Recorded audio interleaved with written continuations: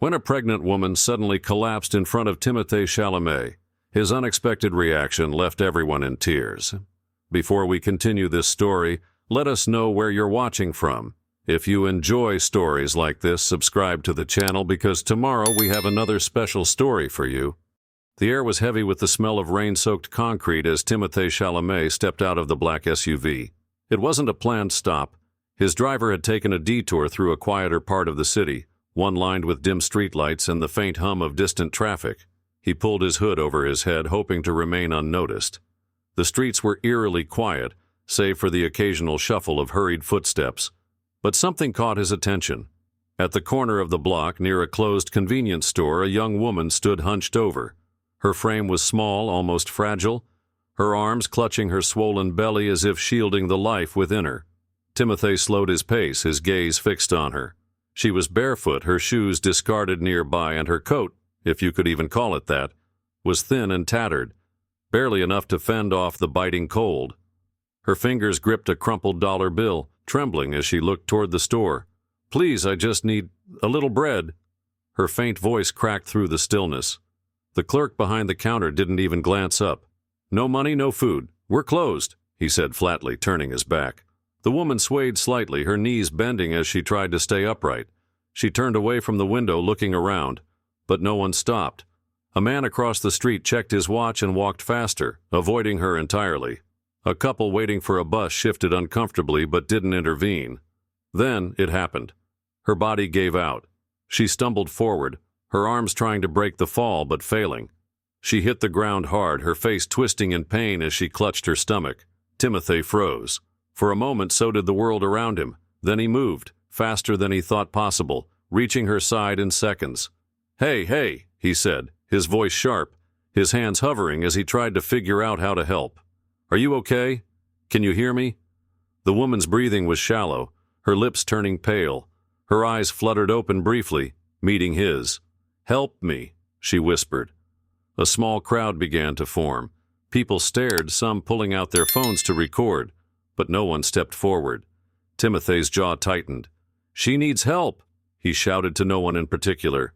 The deli clerk leaned against the door frame, crossing his arms. "She's been hanging around here all day, probably looking for handouts." He lit a cigarette.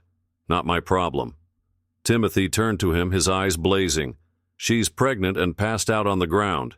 "You're telling me that's not your problem?" The man shrugged. "What do you want me to do about it?" Timothée's hands clenched into fists, but he forced himself to focus.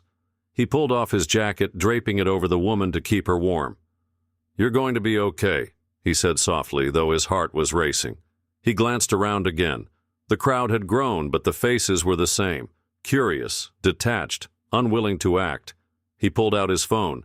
His hands moved quickly, his mind already spinning with what he needed to do. Within moments, he was live. The screen lit up, comments flooding in almost immediately. "What's happening? Who is she? Someone call 911. Timothée turned the camera toward the deli clerk. "This man refuses to help a pregnant woman who just collapsed outside his store," he said, his voice low but cutting. "She asked for food, and he sent her away." The man's face paled as he realized what was happening. "Hey, I didn't save it," Timothée snapped, turning the camera back to the woman. "She's freezing, she's in pain, and no one here is doing anything. What's wrong with us?" The comments exploded. "Call an ambulance. WTF is wrong with people? Timothée, you're a hero. Help her." But Timothée didn't feel like a hero. He felt helpless. The woman's breathing was growing shallower, and her grip on his jacket was slipping. He looked up at the sound of sirens in the distance. Relief surged through him. Help was on the way. For now, all he could do was hold her hand and hope she stayed with him long enough to make it. The sirens grew louder, and Timothée exhaled in relief as the ambulance came into view. The flashing red and blue lights reflected off the rain-slicked pavement, illuminating the tense faces of the growing crowd. The paramedics jumped out, their movements quick and deliberate as they approached.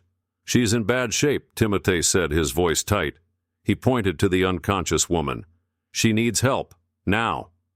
One paramedic knelt beside her, checking her pulse, while the other began prepping an oxygen mask. Their faces were grim. "She's hypothermic," one of them said, glancing at Timothée. "How long has she been like this?" "Maybe 10 minutes," he replied, his voice shaky. I don't know.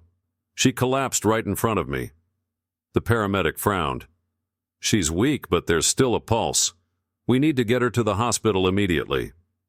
The second paramedic placed the oxygen mask over the woman's face, and her body jerked slightly as the cold air hit her lungs. For a fleeting moment, her eyes fluttered open. Her lips moved, faintly forming words. Timothée leaned in, his heart pounding. What? What is it? Her voice was barely audible, but he caught it. Find my daughter. Her head fell back as her body went limp. Timothée froze, her words echoing in his mind. Find my daughter. Before he could process it, the paramedics loaded her onto the stretcher. Timothée followed, his heart racing as he grabbed the arm of the paramedic climbing into the back of the ambulance. I'm coming with her, Timothée said, his tone leaving no room for argument. The paramedic hesitated, glancing at the growing crowd and then back at Timothée. Are you family? No, he admitted, his voice firm, but I'm not leaving her alone. The paramedic shook his head. I'm sorry, but we can't allow that. We need space to work. Timothée's stomach dropped. He stepped back as the doors slammed shut and the ambulance sped off, its siren piercing through the chaos of the night. The crowd began to disperse, some murmuring quietly, others still filming. But Timothée couldn't move. Find my daughter. The words wouldn't leave his head. There was something more to this, something bigger than just a pregnant woman collapsing on the street. He turned to the deli owner, who was still lingering near the door, now looking uneasy. Do you know her? Timothée asked, his voice sharp. The man hesitated, the cigarette between his fingers trembling slightly.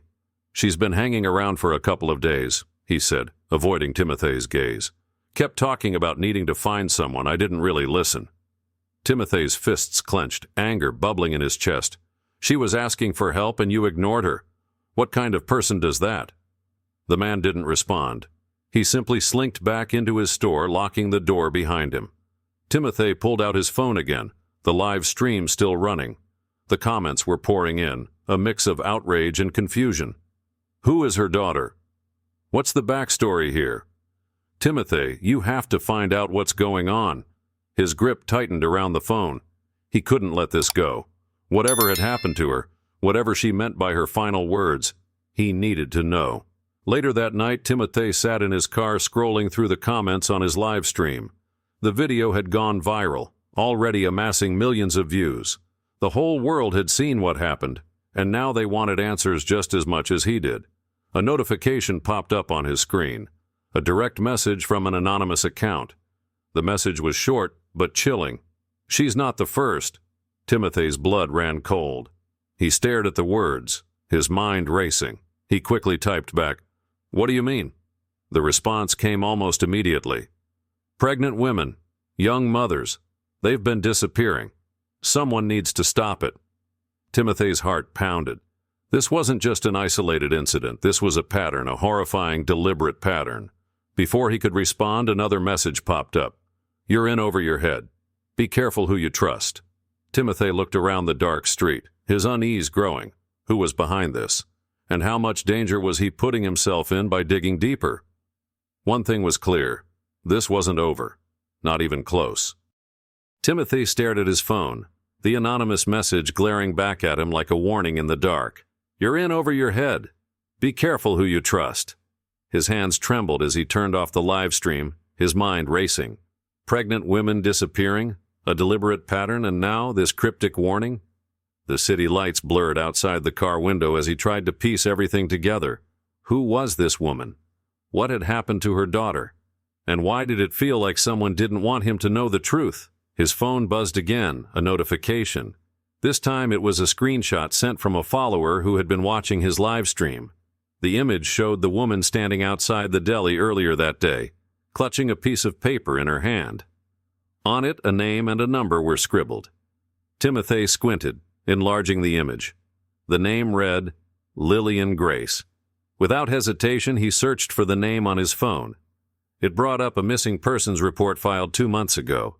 Lillian Grace, a 24-year-old woman last seen leaving a women's shelter, pregnant, no known family, no leads.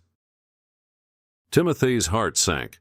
The report mentioned that she had been asking about her daughter, a 3-year-old who had been taken into foster care after she lost custody. The system had failed her. just as it seemed to fail so many others. Before he could process the information further, a knock on his car window startled him. He looked up to see a man in a dark coat and hat, his face partially obscured by shadows. The man motioned for him to roll down the window. Against his better judgment, Timothée complied. "You need to stop asking questions," the man said in a low, gravelly voice. Timothée's pulse quickened. "Who are you? What do you know about her?" The man leaned closer, his tone colder now. "I know that you don't want to get involved in this. Some things are better left alone." Timothée's eyes narrowed. "Is that a threat?" The man didn't answer. Instead, he placed a folded piece of paper on the window ledge and disappeared into the night before Timothée could react. With shaky hands, Timothée unfolded the paper. It was a photograph of Lillian, her daughter, and a man with his arm around her, smiling, almost too perfect. But scrawled across the photo in red ink were the words, "They're watching you." The next day, Timothée decided to take matters into his own hands. He visited the hospital where Lillian had been taken the night before. The receptionist glanced at him, clearly recognizing his face, but her expression turned guarded. "I'm here to see Lillian Grace," Timothée said, his voice calm but firm. The receptionist hesitated. "I'm sorry, but she's no longer here." "What do you mean?" Timothée asked, his chest tightening. "She was transferred early this morning," the receptionist explained, avoiding his gaze. "To where?" The woman shifted uncomfortably. I don't know. The records don't say." Timothée's stomach dropped. Something wasn't right. Transfers didn't happen without documentation. Someone was trying to erase her. Determined to find answers, Timothée drove back to the deli where everything had started. The place was closed, the windows shuttered, but as he stepped closer, he noticed something scratched into the wooden door frame. "Help me." His phone buzzed again. A new message from the anonymous account. "They moved her. She knows too much. If you care about the truth, you'll follow the money." Timothée stared at the message, his mind racing. Follow the money. It was then that he remembered the photo left by the man in the coat. The man in the picture. Who was he? And why was he smiling like someone who had something to hide? He scanned the photo again and noticed a logo on the man's jacket. Synergen Pharmaceuticals. Later that evening, Timothée sat in front of his laptop, digging into the company. What he found sent chills down his spine. Synergen was a medical corporation that specialized in experimental treatments for vulnerable populations. On the surface, it seemed like a charity organization, but deeper searches revealed lawsuits, whistleblower reports, and allegations of illegal human trials. And then he found it. A news article from 5 years ago about a missing pregnant woman whose body had been found months later. The article mentioned her connection to Synergen. Timothée leaned back, his heart pounding. This wasn't a coincidence. Lillian was just one of many women who had been used and discarded by people who thought they were invisible. But this time, they weren't invisible. Timothée picked up his phone, started a new live stream, and stared directly into the camera. "They tried to scare me into staying quiet," he said, his voice steady. "But now the whole world will know the truth. Lillian Grace isn't the only victim. There are others, and I'm not stopping until I find them." The comments flooded in immediately. "We're with you, Timothée." "Expose them. Who is responsible for this?" The stream was already trending when his phone buzzed again. Another message from the anonymous account. "You just made yourself their biggest target. Be ready." Timothée exhaled, his determination solidifying. If they thought they could silence him, they were wrong. This wasn't just about Lillian anymore. This was about every woman the system had failed. And he wasn't going to stop until justice was served. How many people have to suffer before someone steps up? Timothée Chalamet thought he was helping one woman, but he's uncovered a conspiracy that could shake the world. If you believe in truth and justice, share this story. The more people see it, the harder it becomes for them to hide. Like, comment, and subscribe for updates, because this isn't over.